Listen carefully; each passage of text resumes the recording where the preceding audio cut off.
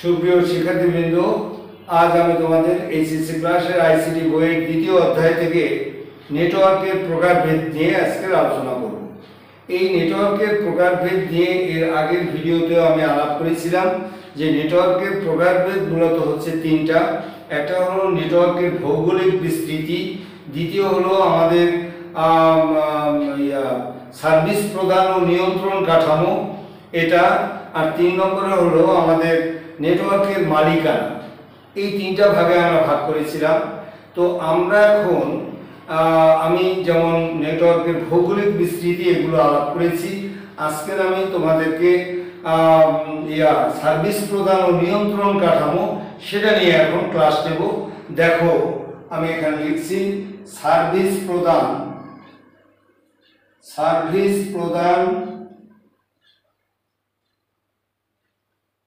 ও নিয়ন্ত্রণ কাঠামো।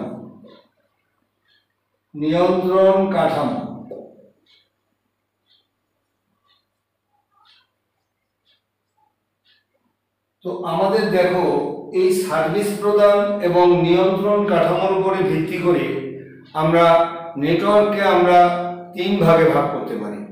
একটা হলো আমাদের 1 নম্বরে হলো peer to peer network. Peer to peer network. 2 নম্বরে হলো আমাদের ক্লায়েন্ট সার্ভার নেটওয়ার্ক।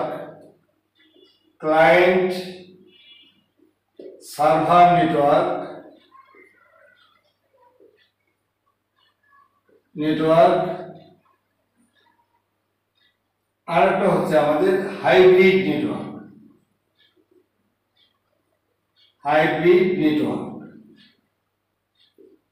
তো আমাদের এই তিনটা এখন তোমাদেরকে দেখাবো। পিয়ার টু পিয়ার নেটওয়ার্ক মূলত কাকে বলে? দেখো, সার্ভার কম্পিউটার ব্যতীত পৃথিবীতে অনেকগুলো সার্ভার, কোটি কোটি সার্ভার আছে। এর মধ্যে একটি মৌলিক সার্ভার আছে, মূল সার্ভার আছে। এই সার্ভারটাও মূলত একটা কম্পিউটার। তো সার্ভার কম্পিউটার ব্যতীত আমাদের 2 বা ততোধিক কম্পিউটারের মধ্যে রিসোর্স শেয়ার করার জন্য, এখন প্রশ্ন হলো রিসোর্স শেয়ার করার জন্য এখানে কথাটা হলো রিসোর্সটা কি? মনে করো তোমার কম্পিউটারের মধ্যে অনেকগুলো সুন্দর সুন্দর ভিডিও আছে, কিন্তু তোমার কম্পিউটারের সাথে, তোমার কম্পিউটার সহ আরো তোমার বন্ধুদের কম্পিউটারগুলো একই নেটওয়ার্কের সাথে যুক্ত আছে। তো দেখা গেছে তোমার কাছে যে ভিডিওগুলো আছে ওদের কাছে সব সেই ভিডিও নেই। তাহলে তোমার বন্ধুরা যদি তোমার ওখান থেকে সে শেয়ার করে, তোমার কাছ থেকে সেটা নেয়, এইটাকেই বলা হয় তোমার রিসোর্স শেয়ার করা। তোমার কাছে আছে সেটাকে তারা শেয়ার করতেছে।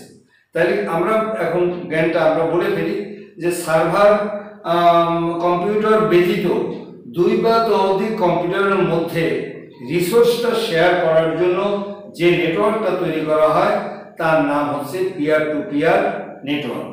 গেল এটা। এবারে ক্লায়েন্ট সার্ভার নেটওয়ার্ক মূলত কাকে বলে?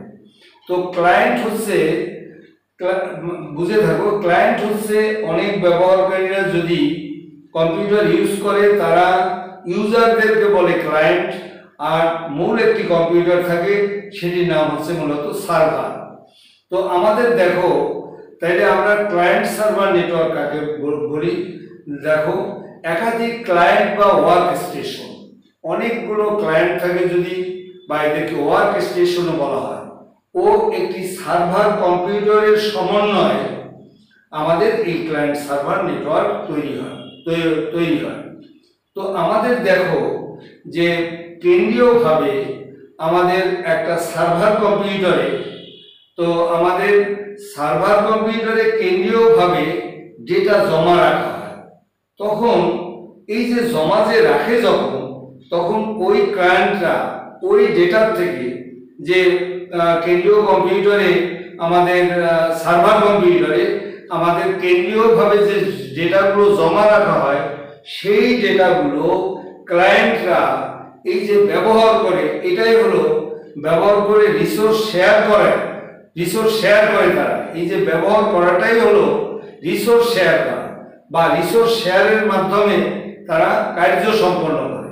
তাহলে ওটাই যে ওই সার্ভার কম্পিউটারে যে ডেটাগুলো জমা আছে সেই ডেটাগুলোকে আমাদের ব্যবহার করা, অর্থাৎ এটাই হচ্ছে সে রিসোর্স শেয়ার করা। এটাকে আমরা বলে থাকি সার্ভার সার্ভার বেসড কম্পিউটার বলে থাকি আমরা, বা সার্ভার বেসড নেটওয়ার্ক বলি।